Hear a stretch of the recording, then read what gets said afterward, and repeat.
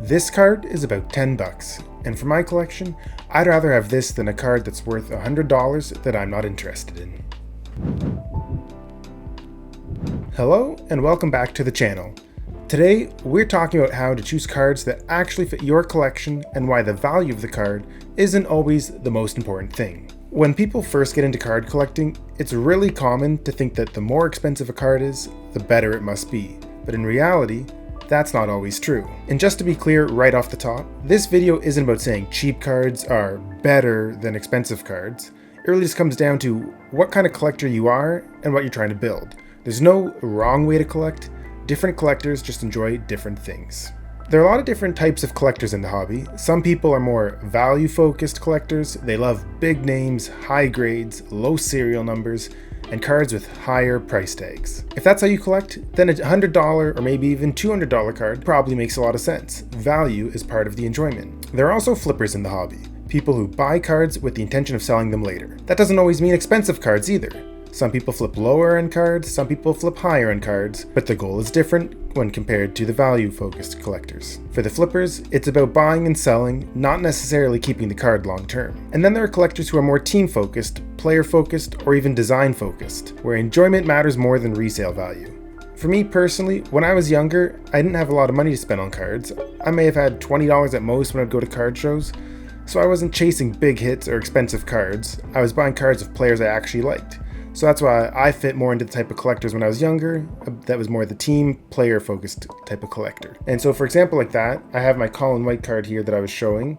You may have seen it many times in some other videos, but that's an example of a card that's not worth much that I enjoyed because he was my favorite player on the Senators. Now, Kyle Turris, he was my favorite player on the Senators at the time, and this is just an example of how you can collect cards for your collection without having to break the bank. Now, some of these cards here, they are more valuable than others. Some of them were which gifted to me, not all purchased, but none of them are ones that are investment pieces that are really going to run you a crazy amount of money or set you back too much, but you could still have fun with the collection. We got some right here. For example, if you're someone that's getting into the hobby and you don't have a lot to spend, you don't need to be going crazy being a value-focused collector.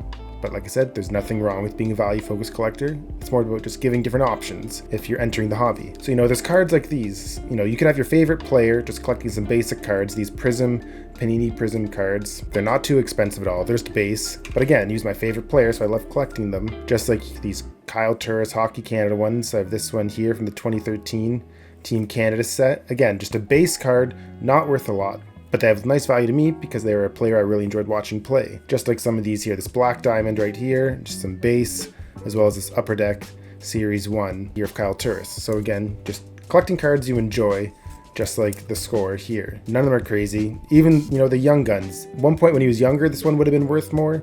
But even then, I remember getting a card like this when I'd go to the card show. It wasn't like it was running me hundreds of dollars. It would have fit in my $20 budget. So again, just examples where you could have lots of fun with the hobby. Card like this as well. This has also Peter Mueller on it.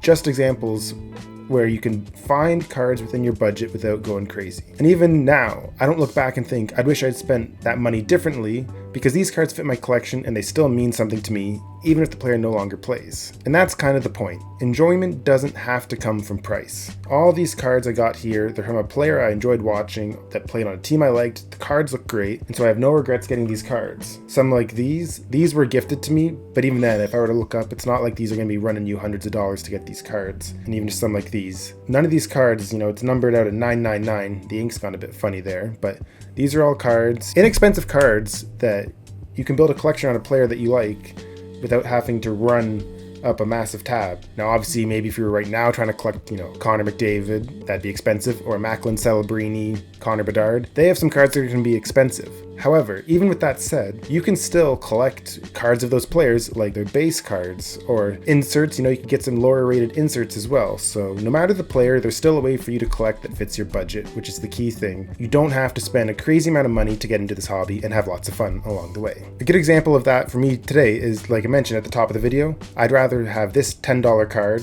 meaning this one, although it could apply to many, but say I'd rather have this rookie patch card that's numbered at 299 of Colin White, a player that I love to watch play and a favorite player of mine. I'd rather have this card than a $100 or $200 card of a player that I'm just not interested in. It's around 10 bucks. It's not a big chase card. It's not like it's a super rare card. It's at a $2.99, as I said. But as an Ottawa Senators fan and someone who likes collecting players from my favorite team, this card fits my collection perfectly.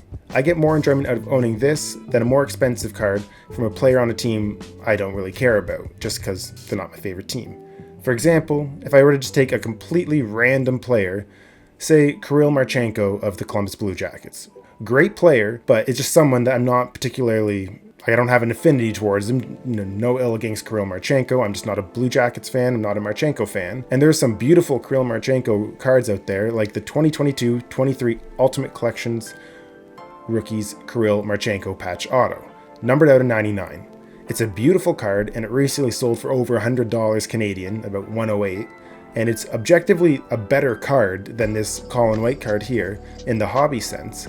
It's worth way more. It's a premium product and has an autograph on top of the patch. But for me personally, I still rather have this Colin White card, not because it's cheaper, but because it fits my collection perfectly with all my other Senators cards I have. And I know some people might say, you technically, if you were offered those two cards for free, you could take the Marchenko, sell it, and then flip it, buy the Colin White card and keep the extra money. That's totally fair if you're a flipper and collect that way, but that's not how I personally collect. It's not about flipping or maximizing profit. I'm thinking about what cards I actually want to own and keep. Now, there's also some collectors who are more focused on how the card looks rather than how much it's worth. Those are the design-focused collectors. Card design plays a huge role for some people, and there's a lot of amazing-looking cards out there that aren't that expensive at all. Whether that's because they're base cards, not serialed, or just a player that isn't as expensive in the hobby. Again, none of that is wrong, it's just a different way to collect. And a good example, I keep going back to it, is my Colin White card right here. Beautiful card, no matter what player is in there. This overall design and layout with the gold foil is beautiful. Just like, as well, this Prime Signatures. Beautiful looking card there. Not worth a crazy amount because it's not like there's a star player in it, but if you're a design-focused collector, you could look for some of those players that have cards that aren't too expensive but look great. Because if you were to say get a player that was a high-end player in this exact same card from the same set, it could be worth a lot more that would be out of your budget. But with a player like Colin White, no disrespect to Colin White since I'm a big fan of his, but his cards don't cost as much, so you can get them at a cheaper price with the same design. So if you're just starting out or getting back into the hobby, you don't need to lock yourself in to one specific style of collecting right away, or at all for that reason. Your focus will probably change over time, and that's completely normal. The main thing is remembering that you don't need to spend a ton of money to build a collection that fits your interests and your budget. When it comes to card collecting, it's not always about owning the most expensive card, it's about owning cards that actually fit your collection. A $10 card of a player that you love could be far more meaningful than a $100 card of a player that you don't care about. And that's going to do it for today's video. If you enjoyed it, feel free to leave a like and subscribe. And let me know down in the comments, what kind of cards do you collect? Are you more of a value-focused collector, a flipper, team or player-focused, or are you all about the designs? Let me know, but until next time, I hope you all stay happy and healthy. Goodbye.